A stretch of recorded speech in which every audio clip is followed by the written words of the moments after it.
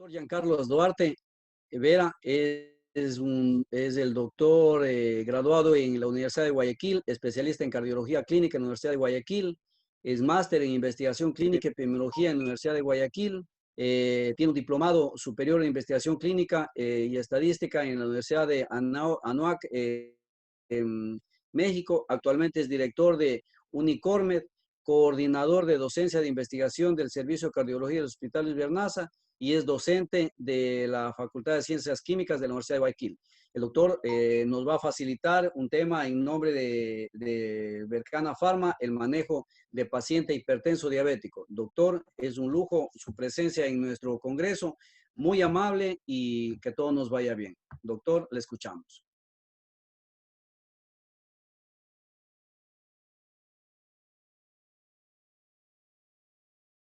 El micrófono, doctor. Ayuden a los ingenieros al micrófono del doctor Giancarlos Duarte. Eso.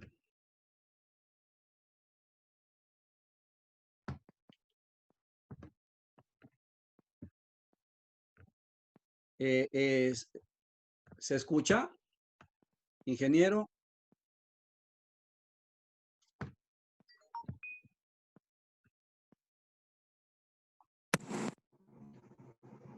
Ahí estamos, doctor. Bien, ¿sí me escuchan ahora? Ahí está, doctor. Buenas Bien, noches. bueno, en primer lugar quiero agradecerles por la invitación a este segundo Congreso Internacional de Diabetes y Tiroides. Agradecerle a usted, doctor Víctor Lanchi, por su presentación y también agradecer a Bercana Pharma por permitirme conversar con ustedes un tema pero muy relevante, como es el manejo del paciente con diabetes y con hipertensión arterial. Para esta presentación, y me pueden decir si se está compartiendo en este momento sí, la doctor. presentación. Sí, sí está compartida. Ok. Es importante dentro de nuestra formación poder dar un manejo integral al paciente que tiene diabetes y al paciente que tiene a su vez hipertensión arterial. Pero cuando vemos que se juntan estos dos elementos o factores de riesgo, en esta presentación nos vamos a dar cuenta de que requerimos un arsenal terapéutico más robusto y más sin disminuir la presión arterial. Estos son mis conflictos de interés, ¿ya? En la cual podemos observar nosotros que en esta presentación he recibido honorarios. En cuanto a la introducción del tema, podemos observar que la hipertensión es una condición comórbida, es extremadamente común en la diabetes. Es decir, el hecho de que yo sea hipertenso, muchos de los pacientes que son hipertensos van a ser diabéticos también. Y viceversa, muchos de los pacientes diabéticos van a tener un porcentaje importante de hipertensión arterial. Miren cómo la hipertensión arterial, siendo una condición comórbida, es decir, que lo acompaña al paciente diabético, aproximadamente el 20 y en algunas series el 60% de los pacientes diabéticos tienen hipertensión y este porcentaje está relacionado con el nivel de obesidad, el origen étnico del paciente y sobre todo de la edad del paciente. El otro término o concepto introductorio para mi presentación es que la diabetes tipo 2, la hipertensión, suelen estar presentes las dos en el llamado síndrome metabólico de la resistencia a la insulina que ustedes bien conocen y en este congreso se han observado, y que un elemento que puede definir la unión entre el paciente diabético tipo 2 e hipertenso es la obesidad central y la dislipidemia que los caracteriza a ellos. Otro concepto que es muy interesante es observar que cuando nosotros vemos pacientes con diabetes, sustancialmente el riesgo de complicaciones macrovasculares como complicaciones microvasculares que incluyen un accidente vasculocerebral y otras patologías como son la enfermedad coronaria, la enfermedad arterial periférica, la retinopatía, nefropatía, son posiblemente también efectos de esta asociación. Ahora, epidemiológicamente, vamos a hacer un esbozo para yo organizar esta presentación sobre la diabetes. Ahí tenemos un gráfico, una toma de una fotografía en la cual podemos observar un aumento del peso de las personas que están en esa fotografía, de tal manera de que epidemiológicamente yo represento a la diabetes con ese gráfico. Pero ¿qué es o quiénes son los pacientes que tienen diabetes mellitus? Los pacientes con diabetes mellitus son estas personas. Los pacientes con diabetes mellitus podemos considerar que el 80% de ellos tienen enfermedad cardiovascular como la principal causa de muerte de estos pacientes. Podemos también definir que estos tipos de pacientes diabéticos, el 75% de los pacientes con diabetes mueren por enfermedad coronaria, que el 25% de los pacientes con diabetes tienen una enfermedad cerebrovascular y complicaciones vasculares periféricas que les pueden causar la muerte. Y miren cómo el paciente diabético puede tener de 2 a 4 veces mayor de padecer ictus. Entonces, esta es la fotografía de quienes son pacientes con diabetes. No podemos alejarnos de la realidad de que son pacientes de alto riesgo cardiovascular. El otro punto es que si nosotros vemos en forma global la diabetes y centrándome solamente en Sudamérica y Centroamérica, van a encontrarse para el año 2045 42 millones de personas con diabetes. Eso va a ser una carga de salud pública sustancialmente importante si nosotros consideramos que estos pacientes que tienen diabetes tienen alta mortalidad cardiovascular y también eventos cardiovasculares mayores, lo cual complica su tratamiento y muchas veces ese tratamiento son de hospitalizaciones prolongadas que aumentan los costos de salud.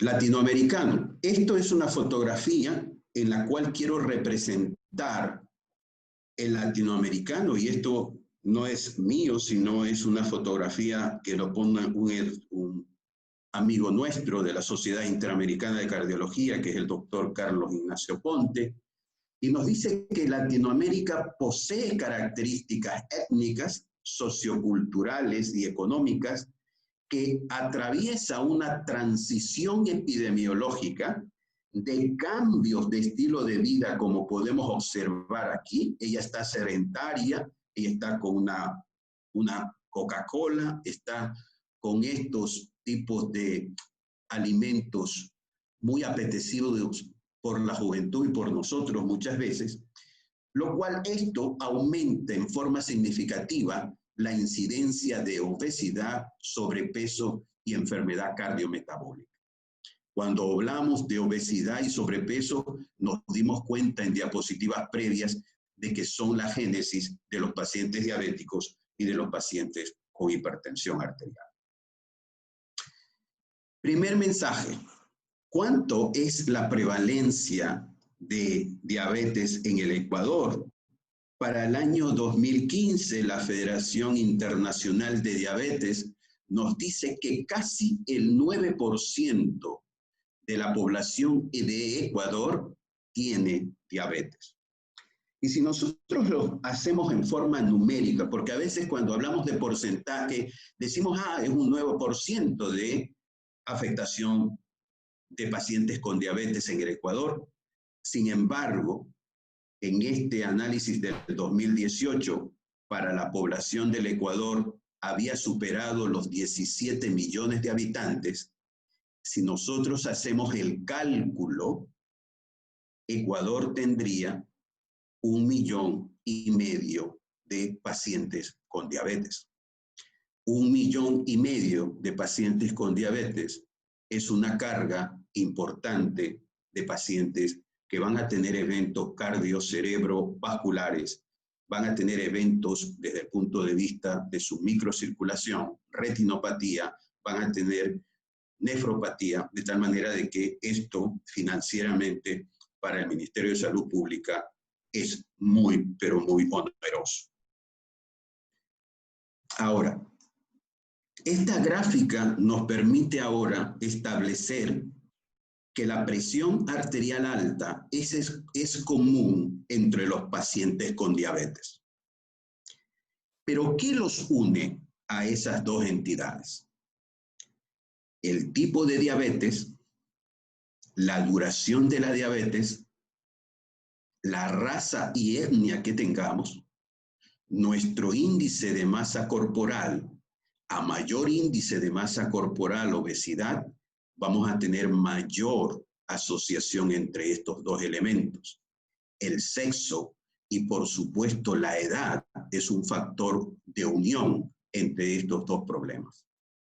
El mal control glucémico y el hecho de que el paciente tenga diabético, enfermedad renal crónica, hacen que todos estos 8 elementos podrían ser el enlace entre la hipertensión y los pacientes con diabetes.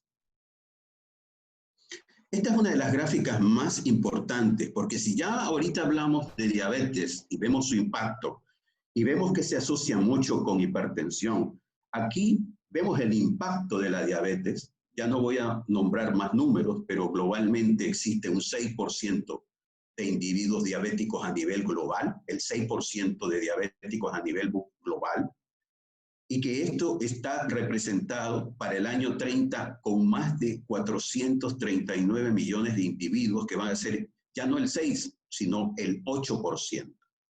Si nosotros vemos la otra cara, que es el paciente hipertenso, el 26% de la población global tiene hipertensión arterial y proyectado hacia el año 2030, este 26% va a subir a 29% y van a haber más de 1.500 millones, aquí es millones, perdón, aquí está mal, 1.500 millones de personas con hipertensión arterial.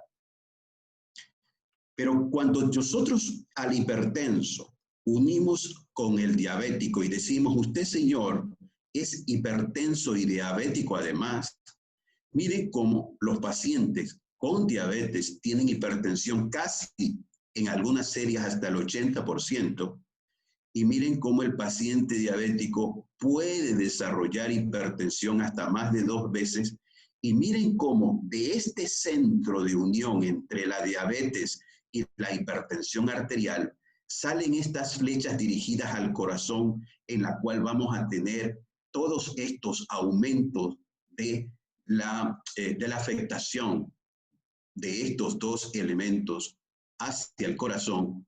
Miren cómo el 70% va a tener enfermedad renal terminal.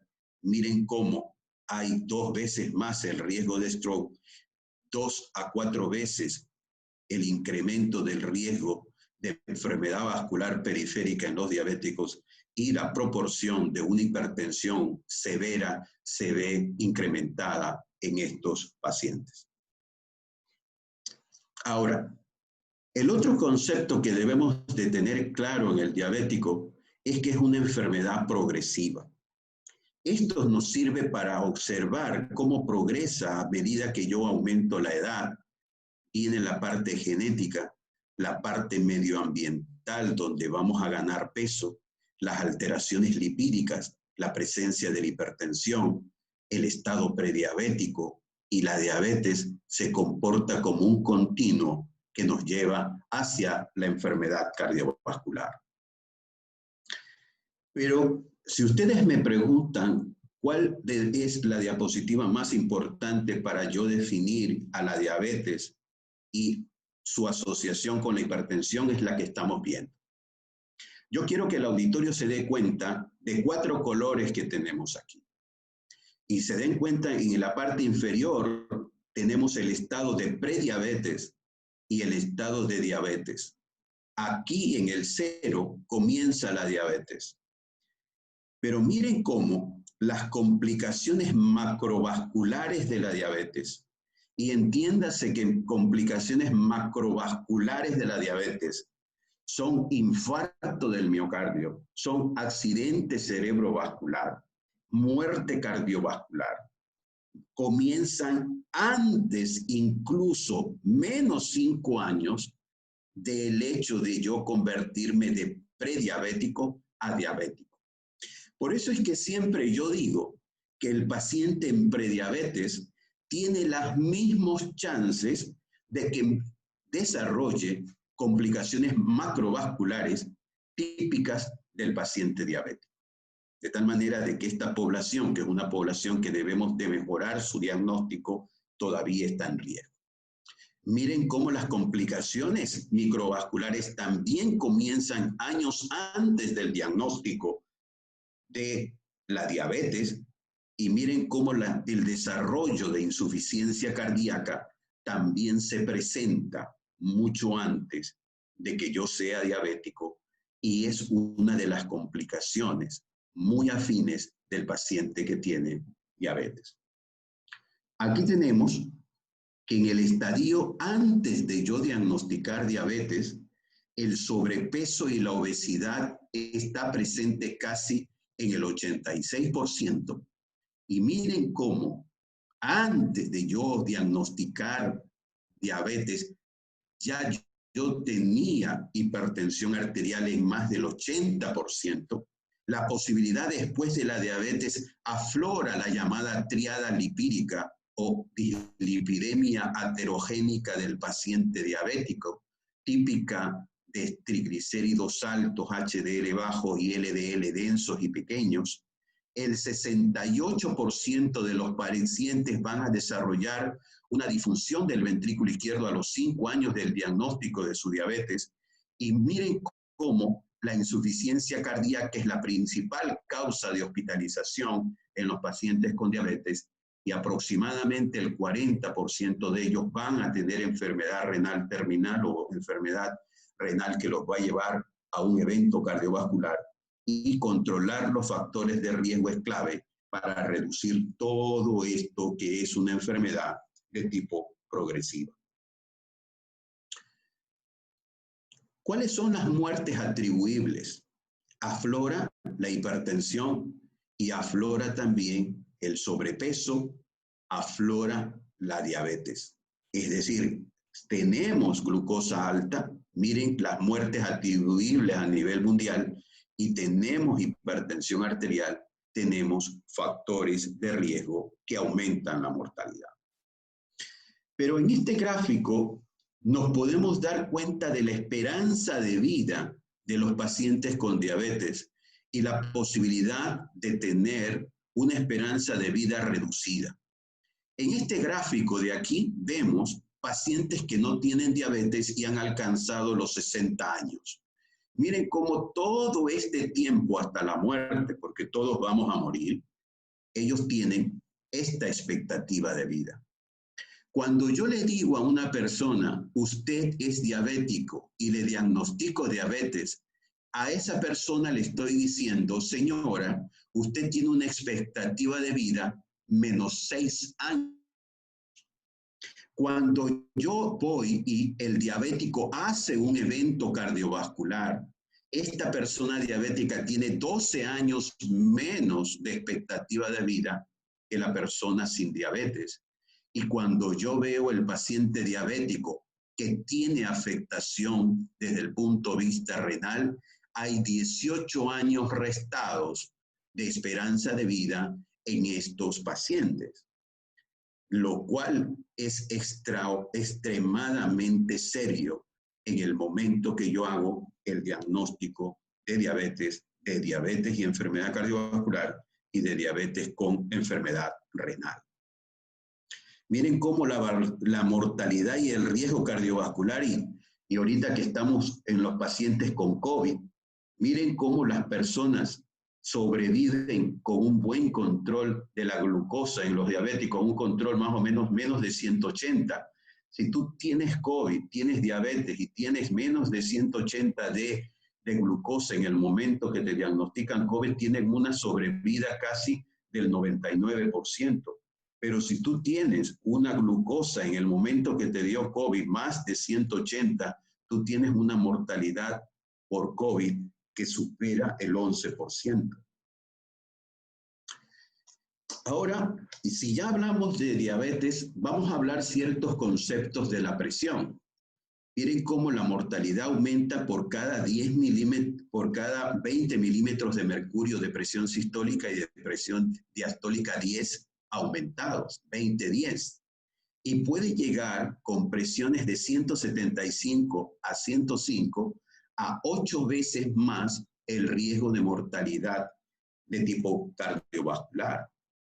El otro concepto que tenemos que observar en la asociación del paciente diabético e hipertenso y mortalidad en pacientes diabéticos en rojo, miren cómo la frecuencia de mortalidad cardiovascular por 1000 personas año es esta.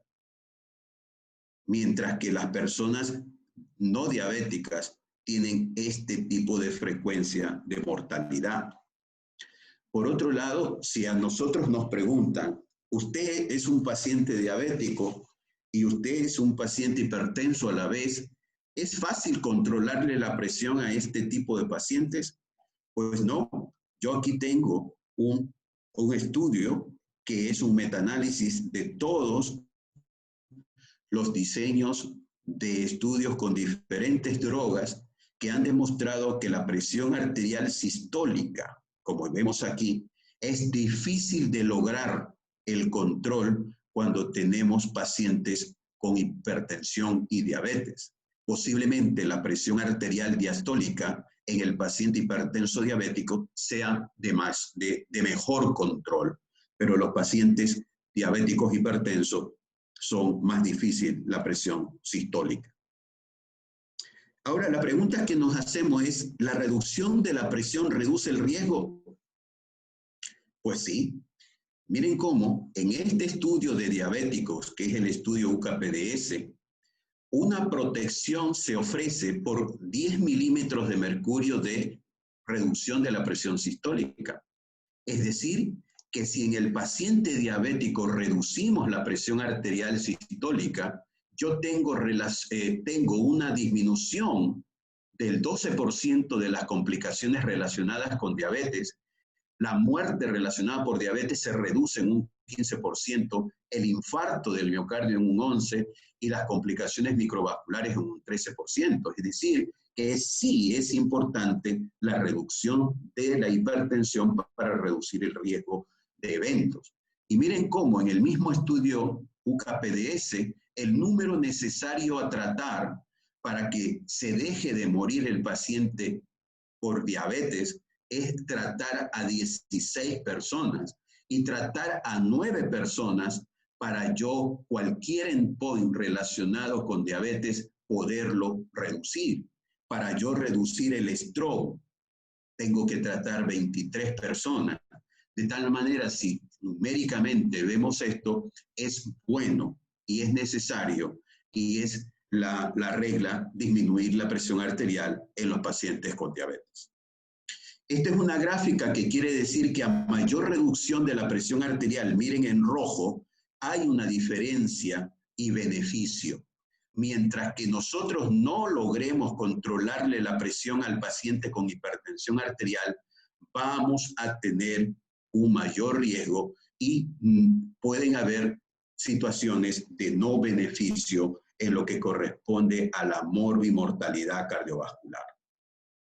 Este es otro ejemplo en la cual la presión arterial es una relación de acontecimientos cardiovasculares en el paciente diabético, se presenta en forma continua y miren cómo el control estricto de la presión arterial produjo más beneficio que el control de la glucosa, y eso ya lo sabemos nosotros, este es el estudio UKPDS. Miren cómo se redujo el 44% la posibilidad del ictus en el control estricto y las complicaciones desde el punto de vista de cualquier endpoint en el diabético en 24 y la muerte por diabetes en un 32% en esta investigación.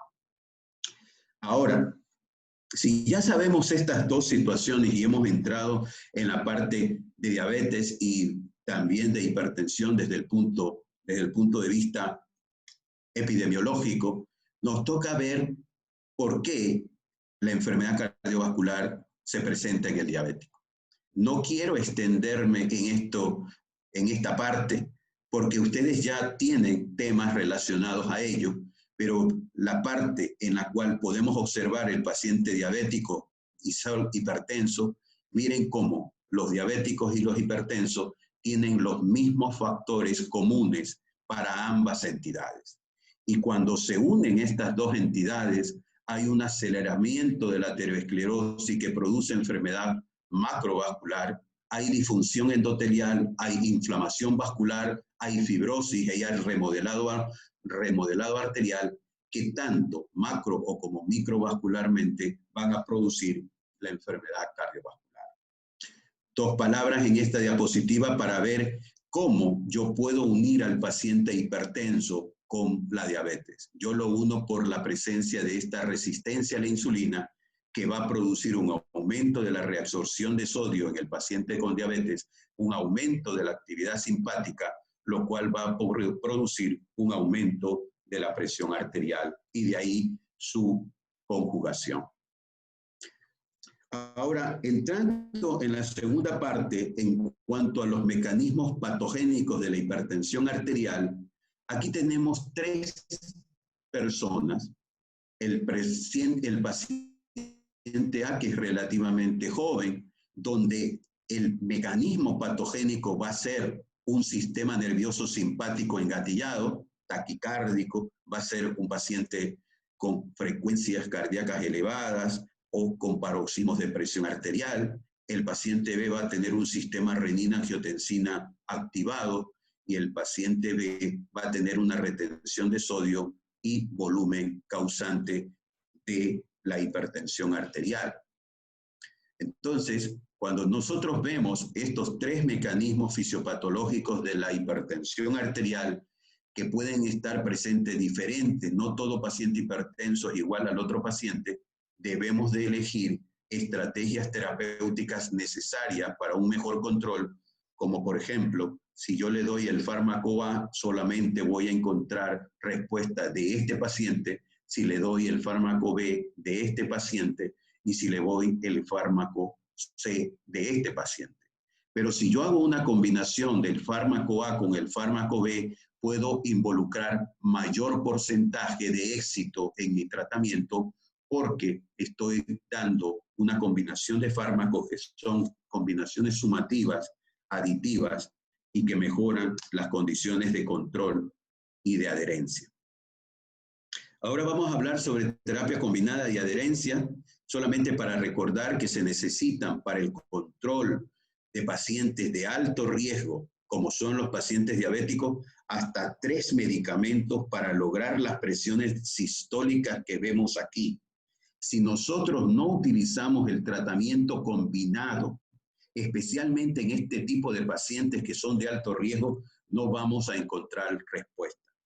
Y miren cómo, en este estudio de cumplimiento y persistencia del tratamiento combinado, la combinación de 2 o 3 medicamentos en una combinación de una sola tableta es mejor que darla por separado las tabletas.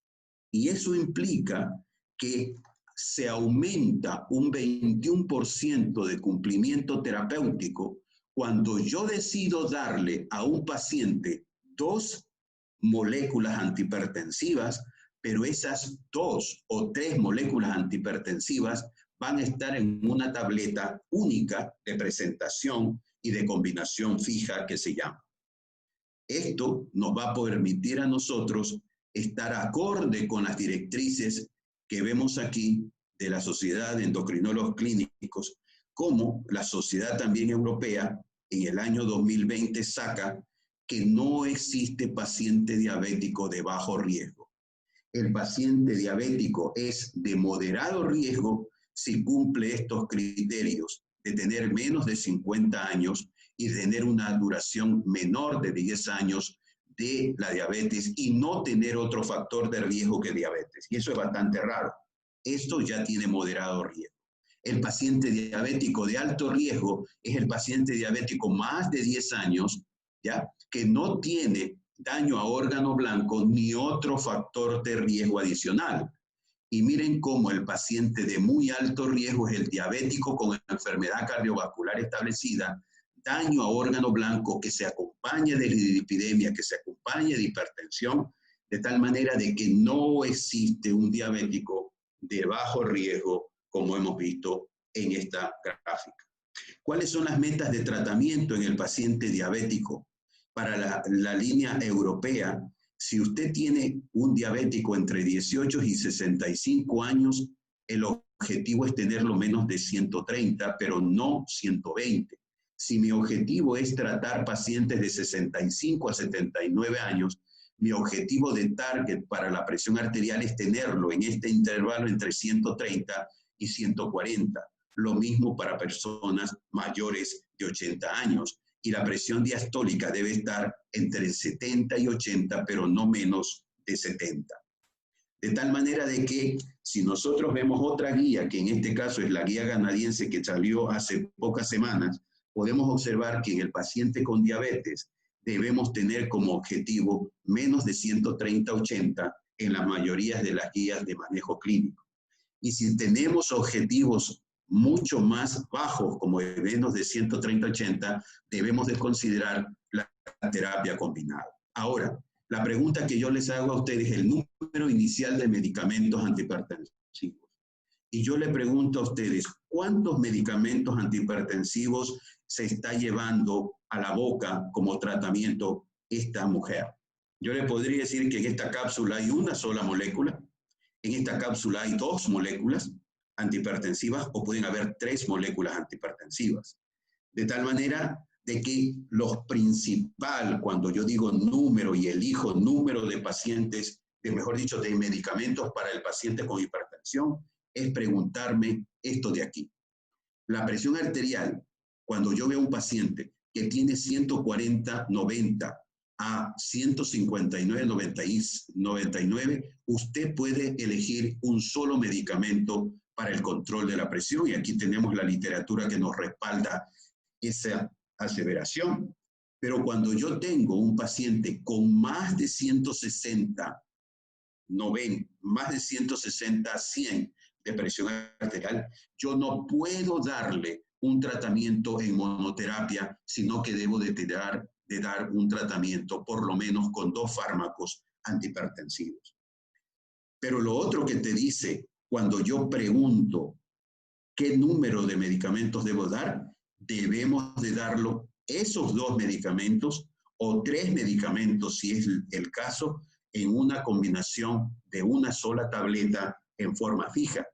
Y que además nos dice el razonamiento del número de medicamentos, que las combinaciones cuando se dan en una sola pastilla, 2 o 3 medicamentos, van a mejorar la adherencia a la medicación, con lo cual se va a mejorar el control.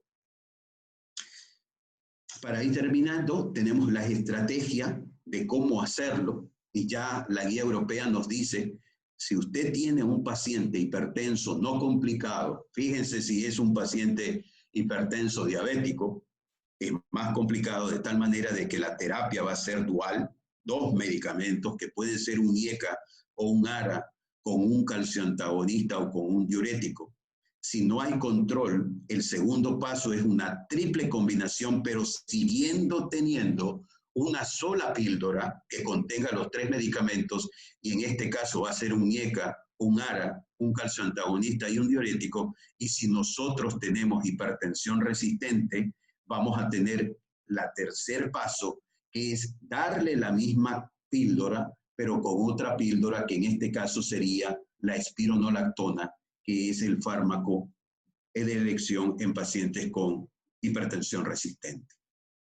Esto es la guía de tratamiento farmacológico de la hipertensión y diabetes de la Sociedad Latinoamericana de Hipertensión, y asimismo Estos son las moléculas que se dan, un ARA o un IECA con un calcio antagonista, o en el caso de necesidad, tener 3 medicamentos, o sea, un diurético, y miren cómo la última es la triple combinación en una sola píldora, lo dice también la guía latinoamericana. Otra guía que también nos dice, que es la guía de la ADA, dice que la utilización en el paciente diabético de un IECA, un ARA, un calcio antagonista y un diurético debe ser una estrategia que debe considerarse para su manejo farmacológico. 2 palabras para la hipotensión ortostática. Se viene al caso porque estamos hablando de pacientes diabéticos.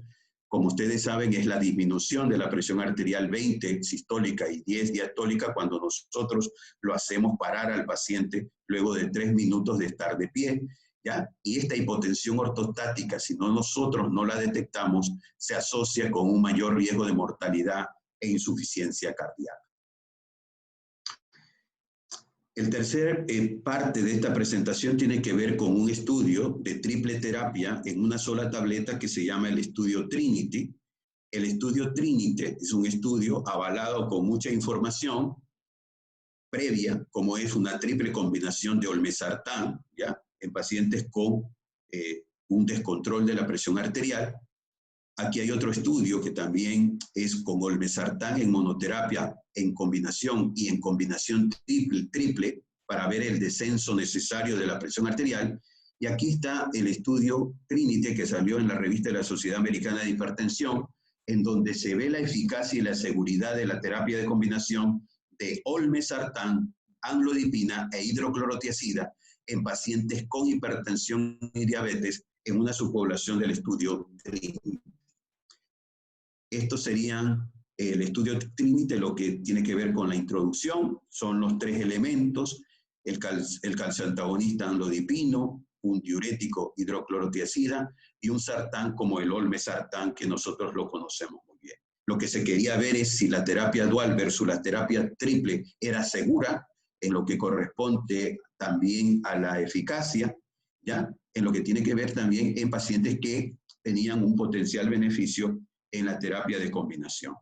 El objetivo era ver si estos 3 medicamentos lograban el objetivo de la meta y si eran seguros.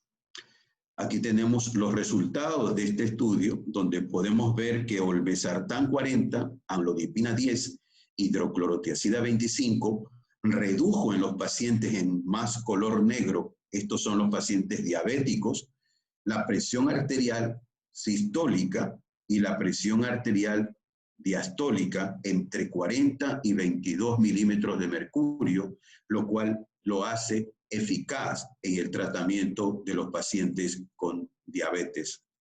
El otro es un análisis que se hace, miren cómo cuando teníamos en el estudio objetivos de menos de 140-90, nosotros obtuvimos estos resultados y en lo que tiene que ver con el control de la presión, el 70% habían logrado la meta de control y también habían tenido hasta un 40% cuando el objetivo es 130.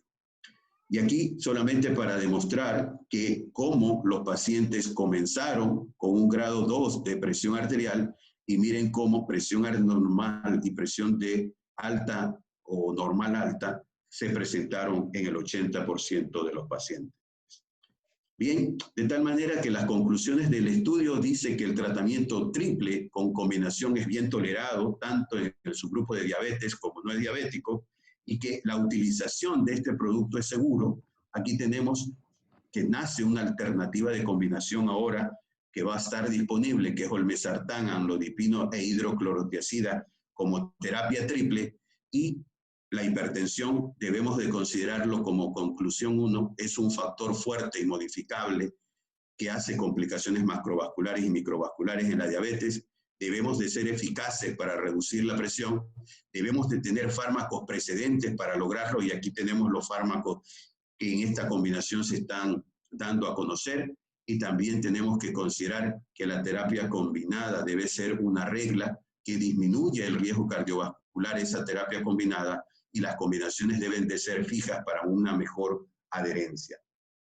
Solamente para concluir que aquí nos quedaría la olmesartán, hidroclorotiazida y la amlodipina como estrategia que nos dice la guía europea, y como conclusión, la terapia combinada es una estrategia del manejo de los pacientes hipertensos, debe ser la regla y posiblemente la monoterapia debe ser considerada como la excepción de la regla.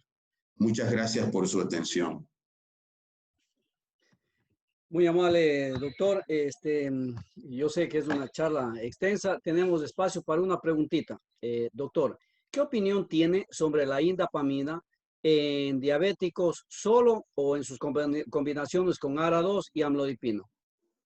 Bueno, la indapamida es otra diurético tiazídico que nosotros podemos utilizar dentro de las moléculas. Por sus características neutras, puede ser una alternativa de combinación, tanto en una combinación doble como una combinación triple. Lo favorable de la indapamida es que tenemos también, como lo tenemos con hidroclorotiazida y como clortalidona, tenemos la información suficiente que son válidas. La utilización de uno u otro diurético dependerá de la vulnerabilidad del paciente, de su esfera renal y de las complicaciones que pudiesen presentarse en un paciente con diabetes y en un paciente diabético hipertenso en el área renal, por ejemplo. Una pregunta más, disculpe. Antihipertensivos en prehipertensión y las cifras de hipertensión arterial en diabéticos, ¿cuál es? Bueno, antihipertensivos en prehipertensión no lo tenemos, sino cambios de estilo de vida y de alimentación, ¿no? Ahí los cambios de estilo de vida y alimentación y una observación rigurosa de los pacientes, porque varios de ellos se van a hacer hipertensos con el transcurso del tiempo y debemos de tenerlo siempre como un objetivo de ver cuándo se hace la transición. Y la otra pregunta que me hacías Las era, cifras de la presión arterial para ser considerado hipertenso el diabético, ¿es igual al resto o cambia? cuando usted tiene un paciente diabético, y lo mostraba en la guía canadiense, que es la última, si yo tengo un paciente hipertenso con más de 130, 80 de presión arterial, yo debo de iniciar tratamiento farmacológico y mi objetivo terapéutico es menos de 130, 80. Doctor, muy amable, buenas noches. Doctor Giancarlos, es un gusto verlo a los tiempos, al menos por este.